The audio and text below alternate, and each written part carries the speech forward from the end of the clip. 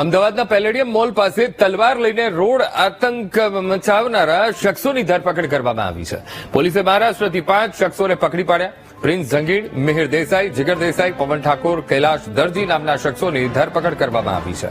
જ્યારે અન્ય એક આરોપીને અમદાવાદના બાપુનગરમાંથી પકડી લેવામાં આવ્યો છે.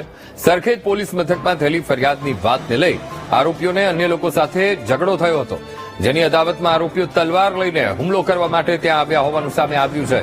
પોલીસે 6 આરોપીઓને પકડી લઈને અન્ય આરોપીઓની શોધખોળ હાથ ધરી છે. 12 આરોપીઓના નામ ખુલવા પામ્યા છે, જેમાંથી 5 આરોપીઓ અમે સતારા મહારાષ્ટ્રમાંથી પકડ્યા છે અને એક આરોપી અમદાવાદ સિટીમાંથી અત્યારે અમારે હાથ ઉપર લીધું છે. બાકીના જે 6 આરોપીઓ છે એમની પણ શોધખોળ ચાલે છે. નામજોગ એમના ખ્યાલ આવી ગયા છે. બનાવ જે છે એ બનાવ ઓલરેડી એક બનાવ બનેલું હતું સરખેજ પોલીસ સ્ટેશનમાં. આ બનાવના અનુસંધાને લોકોની અંગત અદાવત ચાલતી હતી.